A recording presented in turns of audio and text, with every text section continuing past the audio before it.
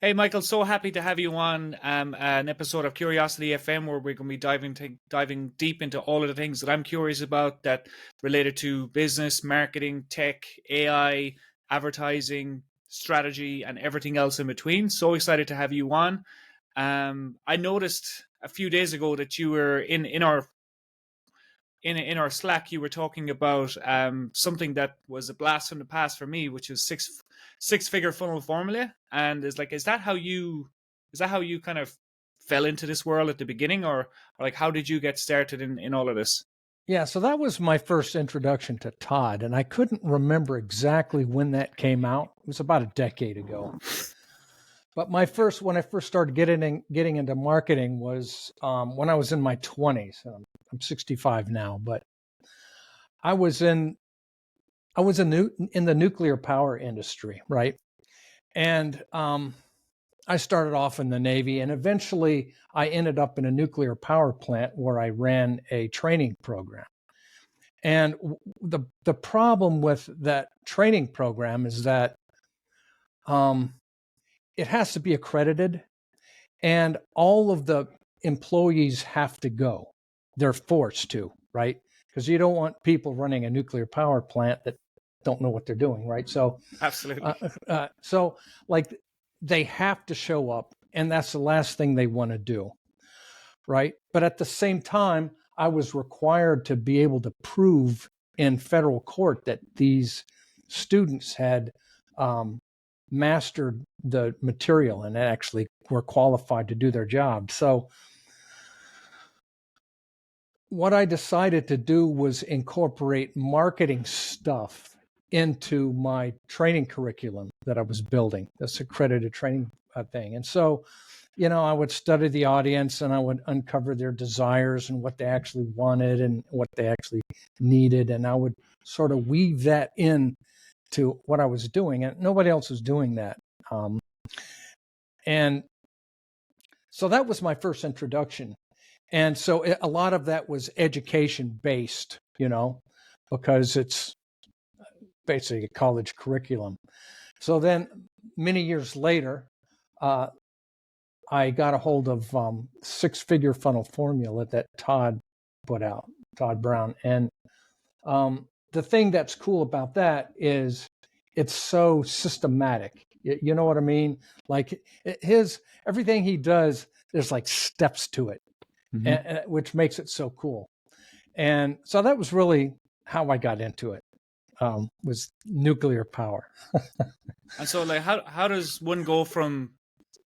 I don't know if you'll be able to answer this question, but how does one go from a, building a curriculum for a nuclear power plant to becoming like the bona fide E5 method guy, which is obviously Todd's methodology, but like that journey, like that doesn't just happen like from A to B. There's a lot going on in between. So Right. Yeah. So there was other things like my journey into actual marketing, not just using marketing for training purposes, but that started when, in early 2000s when I decided um,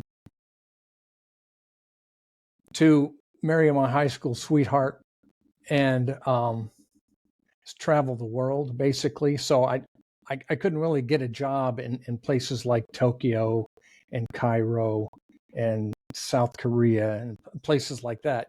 So I kind of started doing the online thing. And that's where I took what I'd learned from, you know, um, Eugene Schwartz and Michael Gerber and stuff like that, guys like that from it during my nuclear power days and started, doing marketing stuff. So there was like several years of that working with clients in the US from, remotely from wherever I was. So does that make sense? yeah, yeah, So that's the A to B part. okay, very good.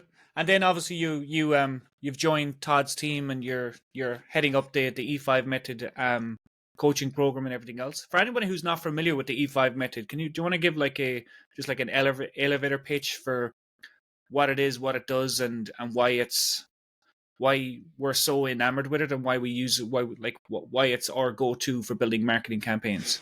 Yeah. So yeah, that's, you know, Todd's E5 training is like, I don't know, hundreds of hours long. So I guess big picture wise, if you had a product and you knew that your product was better and different from everything else, and you really wanted to make your audience, your prospects understand that, so that they would naturally want your thing, your product or your service, then that's really the main goal, the main purpose of the E5 method, right? So you can stand apart from your competition, you're superior to them, and it's you build desire with marketing campaigns, and really the desire is for the unique mechanism or the way that you differentiate from everyone else, right? Yeah. So I guess that's a big picture.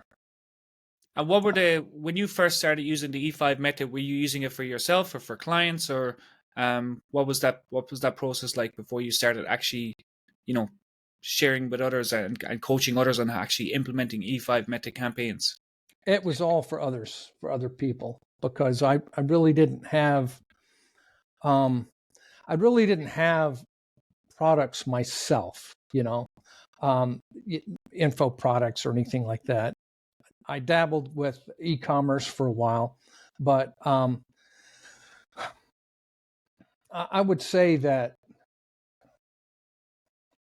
the more I got into the marketing world, the more I discovered people who just were not doing it correctly, who just didn't understand. The problem is people see advertisements and marketing campaigns all the time, and they think that if I make my words sound like those words, that I'll be able to sell my stuff, and that never works, right? You actually have to understand what's behind it, what's going on.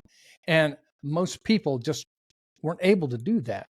They might follow templates or formulas, but unless they really understood the market and where what they did fit in the market, they had a hard time, right? And so I found that because of my background, and I guess my I don't know, I'm a detail kind of guy, um, I was able to help these people out. So that's really what I did, Well, speaking of detail, I mean, one of the first interactions I had with you was back when I was Todd's director of marketing, and we were putting together a campaign for a front end offer. And Todd said, "You need to speak to Michael. He has this E5 method workbook that he's like, it's a fully illustrated workbook that he has." And like, I was like, okay, I don't know who this Michael guy is, but I'll reach out to him. And you sent the workbook to me, and I was absolutely blown away. I mean, the amount of detail that you put together for that workbook, it was all illustrated. It was all done with graphics, full color. And I was like the workbook I was working off, the one that had all the kind of the normal implementation sheets, was like, that was to me, looking at them side by side, I was like, oh my god, like the visual aspect of what you did just made it so much easier to digest and so much easier to kind of think through the process, because it had that visual element that typically workbooks that wouldn't really have, like, because a lot of people do help use visualization and use images to help them implement, but the way you had put it together it was incredible. And like, to this day, I still refer back to that workbook because it's so helpful. So Yeah, a lot of our clients do that. That comes from my nuclear power days. Whenever I would prepare for training, I would take notes like that. And I would do that because I would also need some of those images in the training material as well. So I found that whenever I'm learning a new thing, when I dive deep enough to be able to teach it and to have, illustrations that really capture complicated things, concepts, that it kind of sticks in my brain better. So those are really just my notes, that workbook that I sent you. And that's how when I went through Todd's E5 program the first time. I just inched my way through it, and I created all that stuff. So that's kind of my learning process that you experienced. If you're watching this show and you're an online business owner, one of the best things you can do is leverage evergreen scaling to finally make paid advertising profitable for you. It allows you to consistently scale your products, services, or offers in a way that other methods simply don't. If you're not currently turning paid advertising into new leads and sales every single day, you're likely missing out on untapped revenue and profits in your business. So if you want to get more leads and get more sales consistently and predictably, my advice is to start leveraging evergreen scaling in your paid ads ASAP. Now, obviously, you don't need to be doing everything yourself. We can absolutely do it all for you. And if that's something that you'd like to find out more about, you can go to e5agency.com/CFM. You'll see exactly how we're helping multi-six-figure and seven-figure businesses acquire new leads and sales daily using our evergreen scaling system. You can visit e5agency.com/CFM for full details. Yeah. Right. And one thing you mentioned as well is that when people see ads, they assume that if I just replicate that ad, if I just say what they're saying or change the words around to suit my offer or my product and run that ad or run that promotion, I'll get good results. And it's something that we see with some clients or people that come to the agency and maybe want to be a potential client, but they're not a fit, is like they say, oh, well, I have all the right pieces. I just need someone to get me more people to see my funnel or whatever the case may be.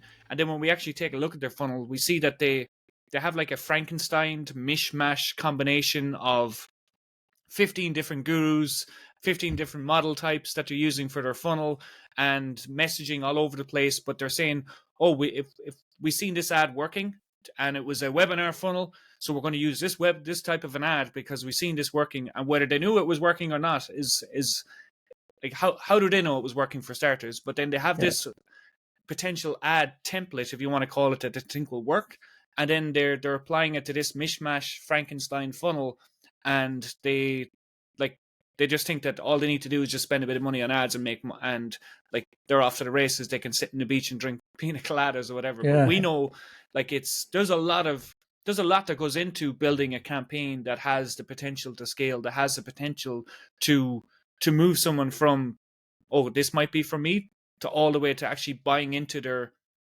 whole process and actually, taking out their credit card and purchasing. And that process, it sounds easy. Yeah, just drive people from an ad platform to a funnel and make sales. It sounds easy, but the actual ins and outs of it is really, really complicated.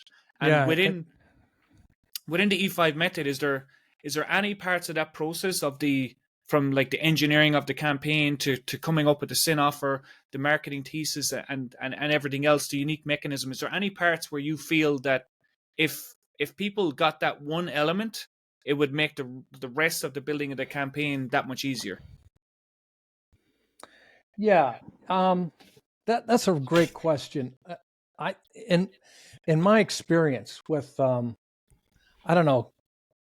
hundreds of clients that we've been through, the hardest thing for them to do is to really understand their unique mechanism, right? And understand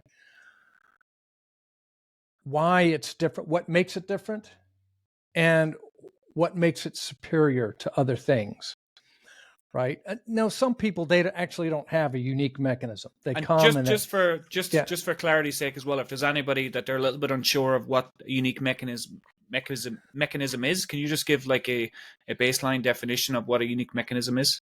Yeah, sure. Well, the unique mechanism is basically the method, the system, the algorithm that makes your process or product work or deliver on a particular promise, a certain outcome, right? So, as an example, we had a client who created these drinks, it's kind of like mixes for coffee martinis, right?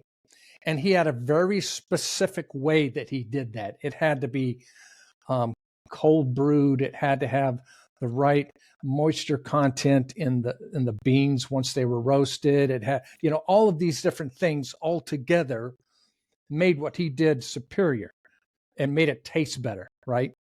So that's his unique mechanism, right? That's the thing that really makes the promise of a great tasting coffee, or being able to sell more, coffee martinis.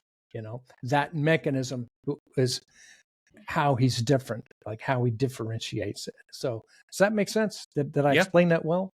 Yeah. And then so like, if people, is it their inability to illustrate their unique mechanism, or their inability, or maybe that they actually think they have one when they really don't have one? Like, what is it? What part of the unique mechanism is really where people fall down? Well, forget the people who don't actually have one and think they do. That's another problem altogether. For those people, the EFA, it's hard to get that marketing to work. But for people who actually have a unique mechanism, I think they just don't, they're too close to it. You know what I mean? They couldn't tell you what the steps are. They couldn't really explain why it's different or superior. They're just too close to it, I think. And in my experience, when I work with these guys and I ask them questions, I kind of use the Socratic method, and I ask a lot of questions, and I dive deep into what they do and how they do it. And I tease these things out. And in my mind, I've got a marketer's mind. In my mind, I'm thinking, okay, how is this different? Like, first of all, what's out there that I'm not aware of? What would make this a commodity?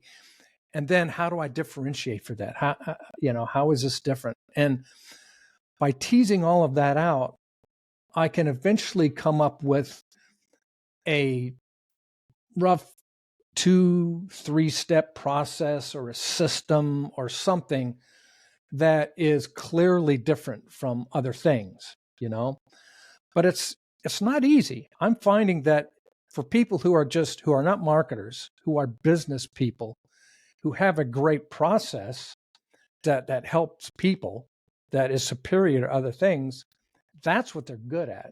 It's not being able to articulate it or systematize it, or I don't know what what the biggest problem is, but just really the fact that they're too close to it, I think, is their biggest problem. Does that answer your question?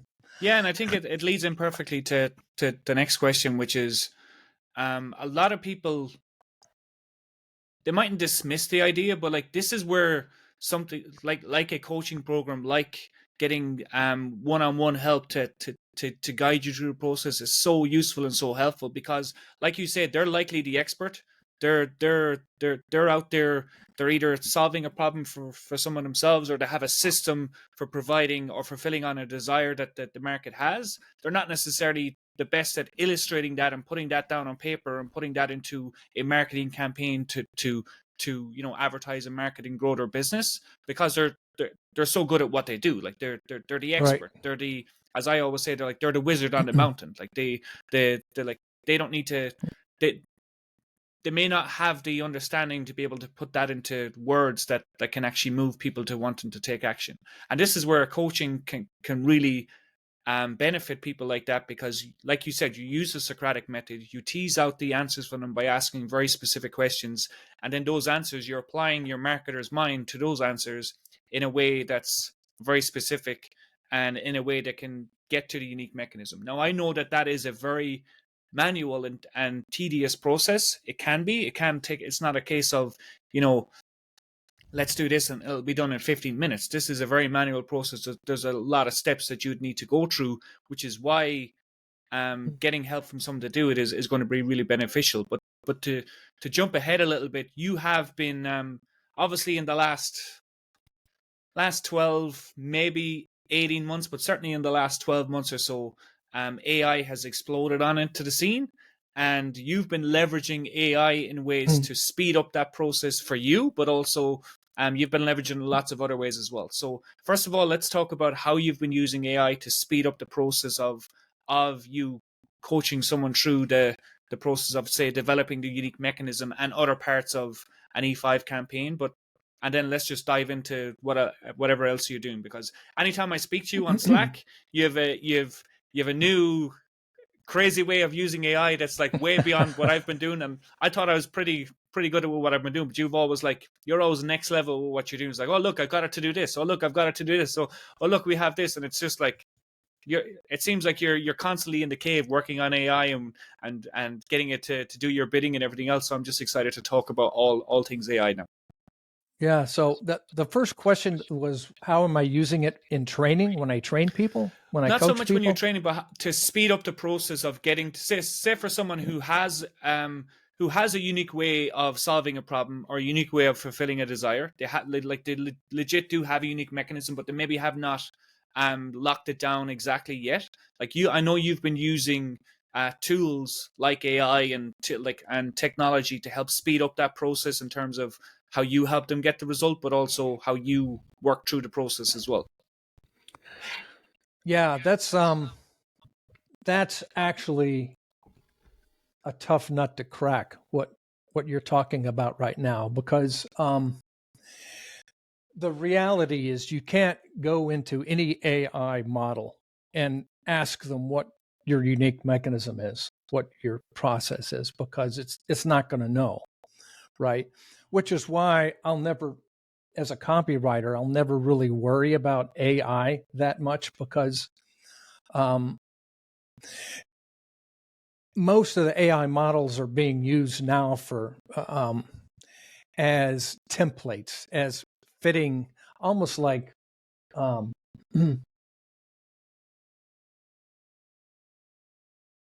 it's almost like, what are those adventure books where you read a thing or like it says, turn to page 86 if you do this, and yeah, those kind of things, or Mad Libs, or that. It's almost like there a lot of the AI models that are being used for copywriting ask you a few questions, and they try to force things into templates and things like that. And the reality is that because AI doesn't know your process and it doesn't know the processes of your competitors, it's really hard for it to talk about how you're different and superior. So with that said, what I use it for when I have a client, and when I'm working with a client, is I will use AI to really scrape and understand their process, the processes of the competitors and the processes of the client, right? And so it's able to analyze that stuff and then do comparisons. And then I can ask it, how is this better? How is it superior? And it gives me ideas. So at this point, that's really the extent of AI when I'm helping clients. I use it for an idea generator, right? Yeah, and I think that's something that a lot of people have kind of lost the plot on with AI. Is they, like, for me in our agency, like, we use it every day, but we use it as a speed to implementation and an efficiency thing more so than a take my workload off me thing. It's like the skill of writing copy, the skill of creating ad campaigns and everything else like that. That's still the primary skill that we have in terms of the agency. We're writing all the ad copy. The AI is in writing copy, but in terms of efficiencies in like doing research, efficiencies of summarizing research, amalgamating that research into tables and pulling out some ideas from that and everything else, like that's where we're using it right now, is like purely from a speed and efficiency thing. And I think people have kind of lost that, as in that they think it can just do everything. It can come up with lots of ideas and it can, regurgitate a lot of stuff. It's getting way, way better. And I don't know where it's going to be going in the future. I'm sure it's going to be infinitely better in the future. But right now it's it's a little bit of a mishmash, and solely relying on it to create copy from scratch or campaigns from scratch and like using that, I think, is a big no-no. And like I said, we're using it much the same as you. and it's really good at that. So Yeah. it does speed up the process quite a bit, and like we are saving a lot of time in terms of getting campaigns from It's funny. idea to live. I actually don't save a lot of time when I use AI, because what I tend to do is first of all, I force AI to structure all of the information and data that I get from competitors and from the clients, right? So that when it's used in the future, when I use it with AI in the future, it's nice and structured in a format that is impossible to misinterpret, right? That's kind of important for me. Otherwise, I waste a lot of time asking questions over and over and over inside these AI platforms, which just drives me crazy. So I spend time up front structuring all that data as much as possible. And I have AI help me do it. But so, for example, I took a lot of some of Todd's training about email marketing, and I structured it and I cleaned it up and I put it in like JSON format so that there's no way that being used as a knowledge base, AI will ever misinterpret anything in it, right? And from that, I can use it for other things. So it's like the slowest way in the world to use AI, but it's given me a lot of great results. So that's one thing I'm doing that's probably different from a lot of people. I'm a patient guy, so I'm okay with doing things the slow way. Yeah, but I mean, like it may be slow, but then it's repeatable though, because like so then long term it does speed up the effectiveness and speed up the ability to produce the results. So you mentioned you're using it from an email point of view. You put Todd stuff in there from an email point of view. What are some of the other ways that you're using AI right now, and what are some of the things that you're excited about with AI? Well, I would say the most exciting thing right now is, and this is kind of hard to wrap.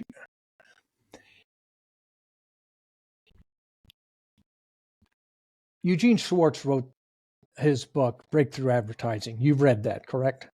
Mm-hmm. You know it's how behind me here. Yeah, he talks in that book about the 5 stages of market sophistication and the 5 levels of product awareness.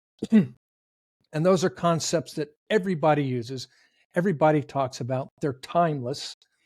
They're still relevant today, right? I mean, would you agree?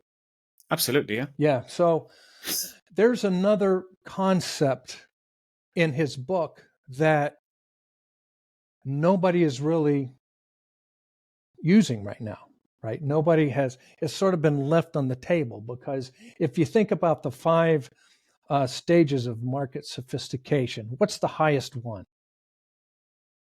When you bring it back to the person. When you bring it back to the person, everybody says that. It starts off, you're making a promise, and then the next level is a promise expanded, and the next one is a mechanism, and then the next one is a mechanism expanded, and then you bring it back to the person. But what does that mean to you, bringing it back to the person? You're bringing it back to, you're essentially bringing it back to, in my mind, like their wants and like their current pains that they're in and everything else. Yeah. So that's what everybody's saying. But it's you're about to drop a bombshell now, aren't you? I'm going to drop a bombshell. Now, if you think of the 5 levels of awareness, you got the completely unaware, and at the very top, you got the most aware, right? So if an audience is at the 5th stage of market sophistication, in other words, they've seen unique mechanisms, they've seen expanded mechanisms, they've seen promises. They're like, that's kind of the way the world is right now, right? If they're at that 5th stage of market sophistication, how would you treat their awareness level? It's a good question. If they're in the most aware stage, and if they've seen and heard all of the different promises and I mean, we would probably always like default to like promise plus unique mechanism. Yeah. Um, Yeah. So that's the thing. Eugene Schwartz is very specific in his book. He says when you get to the fifth stage of market sophistication and they've seen it all and they're not even paying attention to ads anymore, you treat them like they're at the very bottom level of product awareness, completely unaware. Okay. So that I saw that and it blew my mind. And the more I read it, the more it's made sense, because when you talk about the fifth level, and I'll get to the AI in a second, I swear, but when you get to that fifth stage of market sophistication, where you're just talking about the people, what he says is actually you treat them with identity, with identity marketing. So when I say that, what does that mean to you? well, like who they like what they identify with. Like when we put messaging out there, like this is for X or whatever, like that if they resonate with that and they identify with X, that they're going to pay attention to it, and if they don't, they won't. Okay, yeah, so that's right. But more specifically, he talks about roles. He talks about roles and achievements, like how you identify yourself. Am I well read? Am I a good mom? Am I attractive? Am I, things that roles that you put on yourself. So that's really the identity he's talking about. Now, you also mentioned in your advertising, when you talk about these things, and you'll when you talk about roles and identity in marketing, another thing that Eugene Schwartz insists is that you can't do it with words at all, right? And so I think that's why people have been neglecting this particular concept of identity. It's like he's got a whole chapter 8 in his book about identity. And he has a system. He has step by step on how to create the perfect images. That should interest you, but the perfect images for advertising, so that these roles, these identity roles, are snuck into the mind of the person seeing the advertisement, right? There's steps in there. And it can't be done with words. It's got to be done with images. And not only that, it's easy to do. It's easy for the prospect to accept if it's done with images than it is than if it's done with words, right? So now I think the reason it's been ignored for so long is because only the top advertising agencies have been able to afford to build sets and hire actors and models and all of that stuff to get the images right. But see, now we've got AI, right? So now we can you can pretty much get any kind of image you want out of AI. And some of them, like lately from Midjourney, I don't know if you've been messing around with that at all, but they're starting to look like just random, like cell phone shots that aren't polished or anything. Yeah, it's crazy. And it's really, so consider that, and consider these steps that Eugene Schwartz talks about in his book about putting identity into these images so that prospects identify certain things when they see it. You're getting me really excited right now. Yeah, I'm telling you, man, this is like nobody's doing it. And it's like in the same book that people have been following religiously since the 60s, right? And it's like, you should be excited. I'm excited. And so that's what I'm kind of dabbling with in AI right now, is getting AI to learn how to do Eugene Schwartz steps, which he lays out right in the book, and create these images. And are you using Midjourney for that, or are you using DALL-E and Chat? I'm using different things. Okay. It's not really, the hard part is getting AI to understand what, like, if you, for a given product, what are the existing roles that are associated with it, right? So you got to teach AI this concept because it's not in its knowledge base in any of the AI models I've seen. So you have to train it all that stuff, train it all those things, right? So anyway, that's what I've been messing with lately, and I'm really excited about it because it's been neglected since the 60s by most marketers who are not like high end, like Coca-Cola level marketers, right? That's really exciting. And like, how close are you to being, happy with what it's producing, or are you already happy with what it's producing? I mean, I like some of the stuff I'm seeing. My problem is, and this is, I've mentioned this to you before, I want to test some of these images out. So I'll be hooking up with you, hopefully, in the future with some of these images, or at least, absolutely, yeah. Because ad creatives are fickle sort of things, right? Or at least prospects are fickle when it comes to creatives. Some last a minute, 5 minutes, a couple of days. Some last forever, it seems, right? Yeah, we're finding right now, like if you were to ask me, I don't know, maybe 8-9 months ago, how long would a creative last on Facebook, say, for example, I probably would have said a week, 10 days, maybe 21 days if you're lucky. But now we've kind of developed our own internal framework for not only from a creative point of view, not just like the image or the video of the creative, but the structure of the ad from soup to nuts. So in terms of primary text, all the way down to the image or video, to the description, the headline, the button, emojis, and everything else. But then also the structure of the ad behind it. Whereas we're getting ads right now that we've had ads running on Facebook right now for over a year. Oh, really? That's great. Yeah, and like we've turned them into, we see them, we no longer look at ads as purely a way of getting someone to go from Facebook to your funnel, but we see it as a living, breathing asset that has its own ecosystem in terms of likes, comments, shares, engagements, the structure of the ad itself in terms of like the primary text is done in a very specific way that is related to the image, but then also has its own elements that will draw people in. Like we talk about before, like I was very much of the train of thought before that the ad's job was to get the click over to wherever we're sending people, and that's it.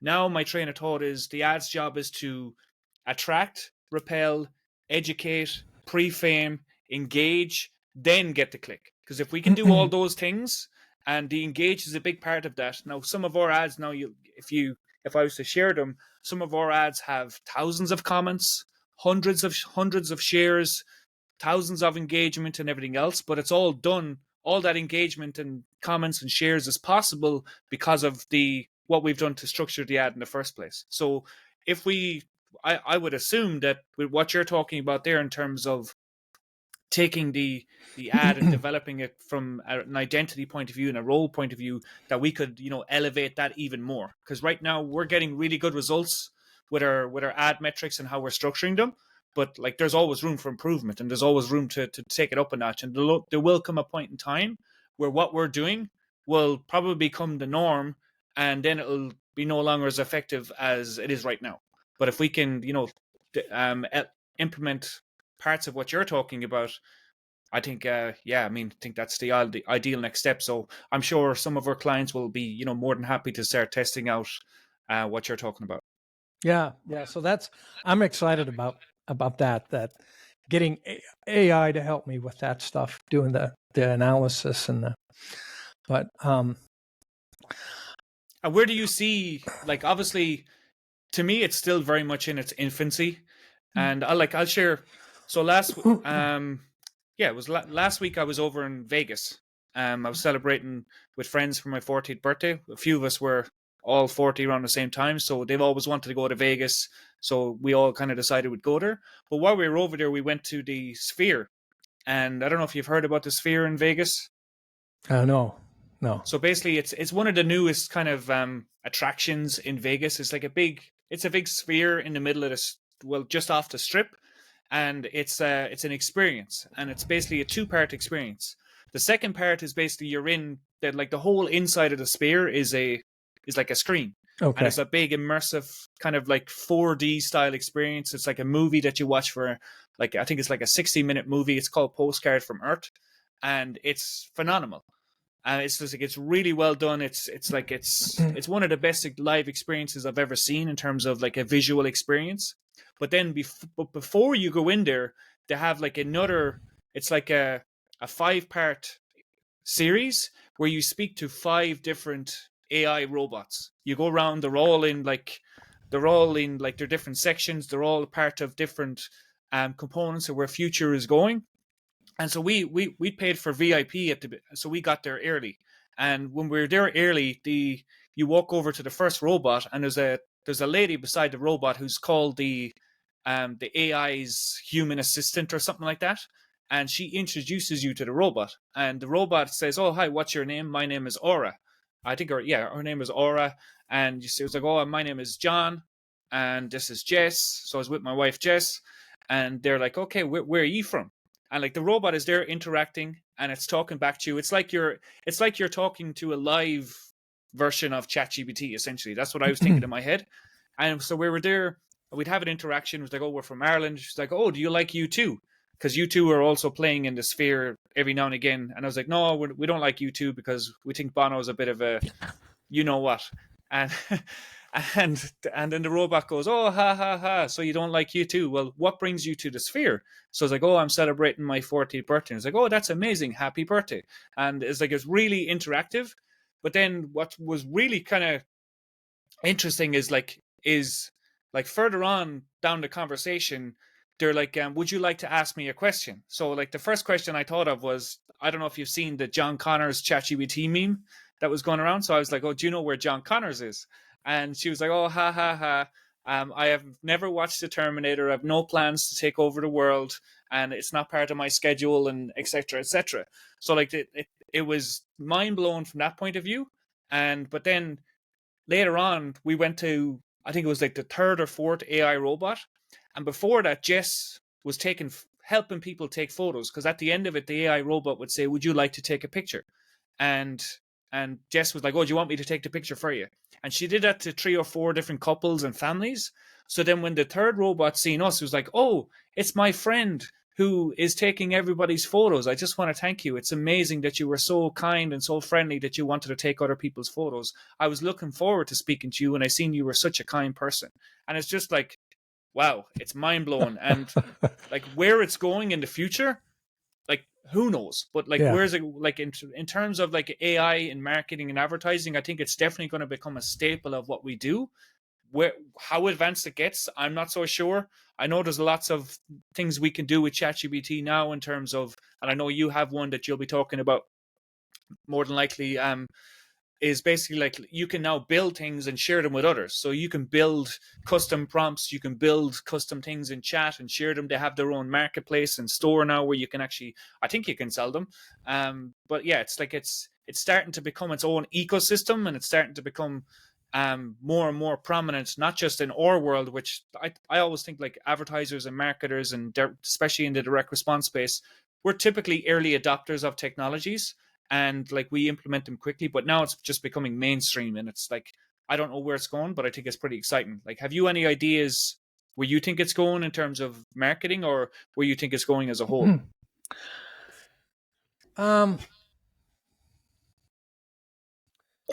You know, I don't ride the tech wave as like a lot of people do. Like I'll get into, like, now that I'm digging into ChatGPT and Claude and a few other things that are able to do what I need it to do, I'll stick with it for a month or 2 months. And then I'll look around, I'll come up for air, and I'll look around, and so much has changed. It's incredible. So I think marketing wise, I don't see, you know, Kevin Rogers, right? I'm kind of like in the same boat he's in. It's like, copy copywriting wise, I think AI is going to get rid of a lot of jobs. I think it can do a good job of writing copy and marketing for offers, you know, that people who are product aware or solution aware, you know, all they're looking for is the best one, the best thing. They don't have to be talked into anything, right? I think AI is going to dominate that pretty soon. Kind of is now. But when it comes to really like the lower parts of the pyramid where you and I like to live, I don't see it being able to crack that nut. There's just too much. You know, like I said, when people come up with processes and systems that they sell to other people, AI isn't aware of that. And those people who come up with those systems aren't aware of it either. They just sort of evolve. You know what I mean? They work on these processes, they help people, they adjust their processes over time, and they get better and better at it.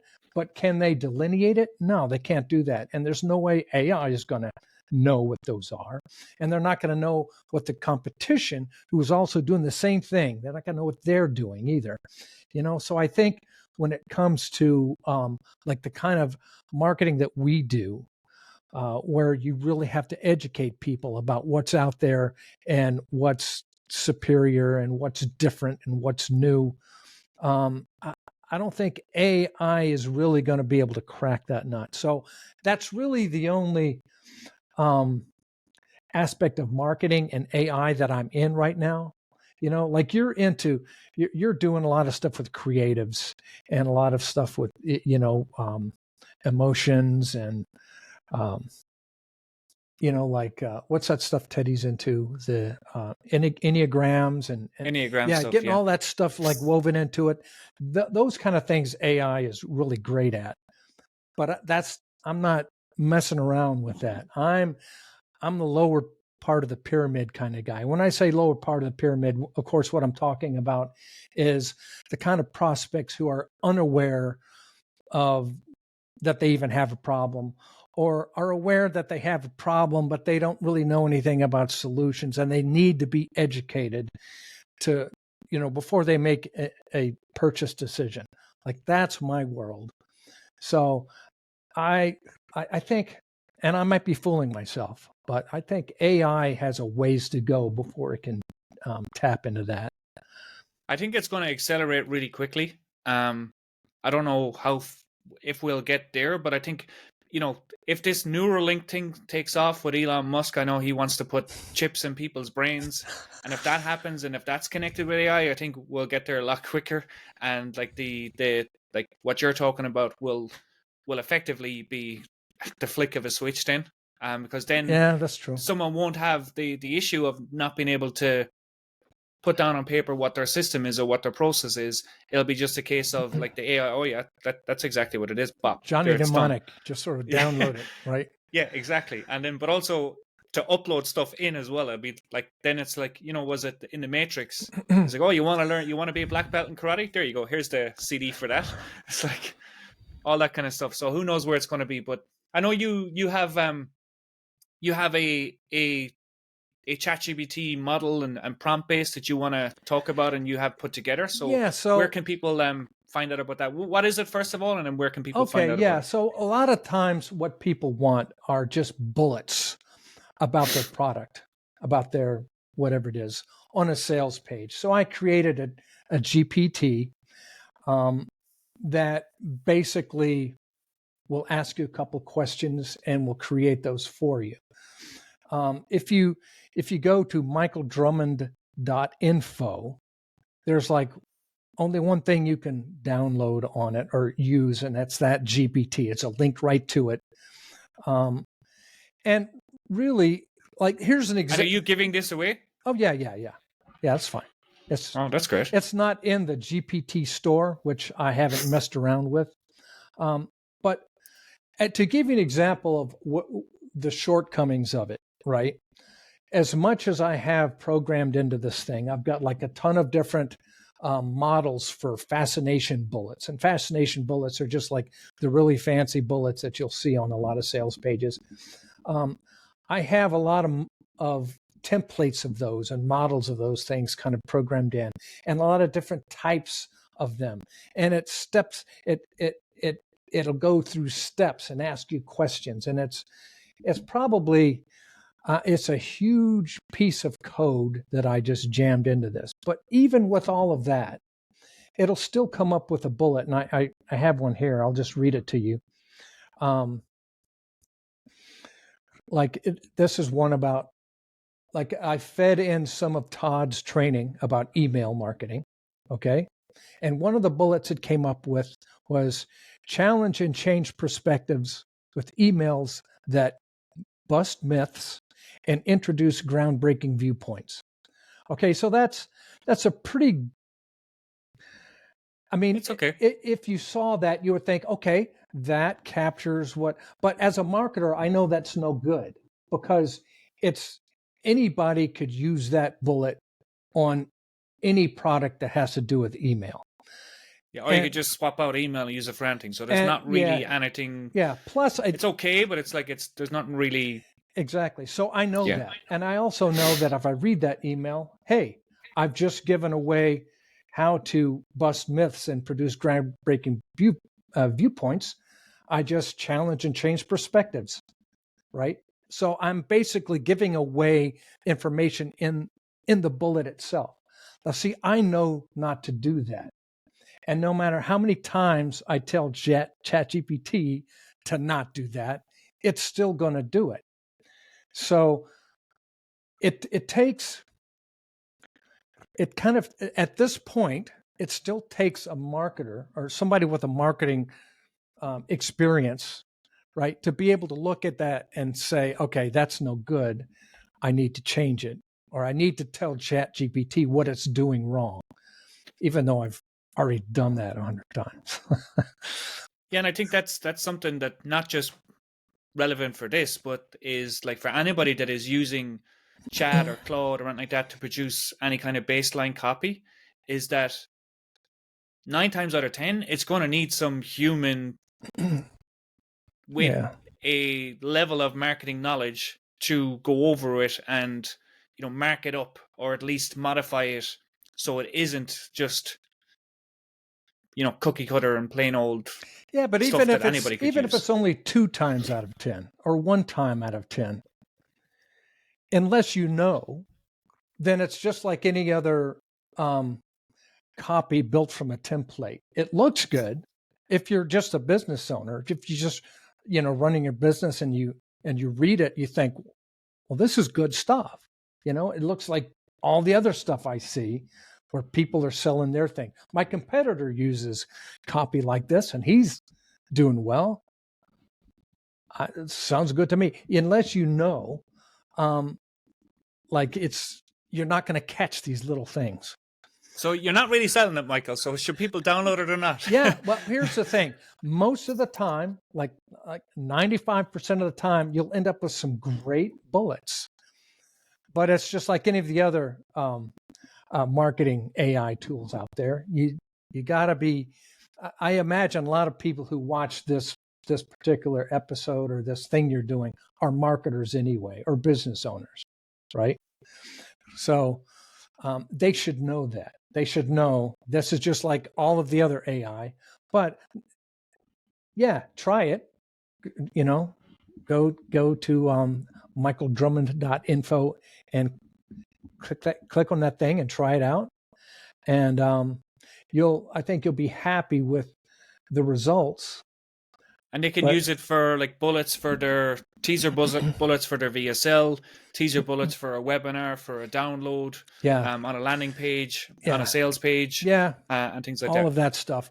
The main difference between what I'm doing and what most people do is that instead of me talking about the marketing, and that I'm actually feeding in parts of the product into the GPT. So does Got that it. make sense? So I'd go and I'd get a transcript from one of the videos in my info course, and I'd dump that in there, and this GPT will come up with some great bullets for that.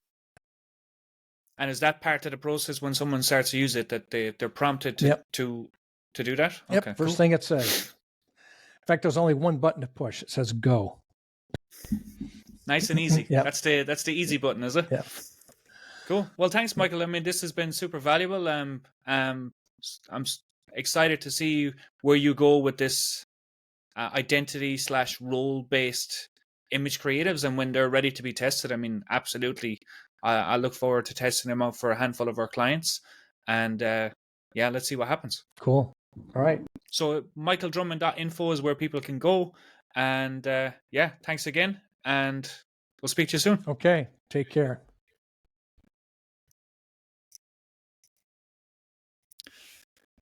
Cheers, Michael. That was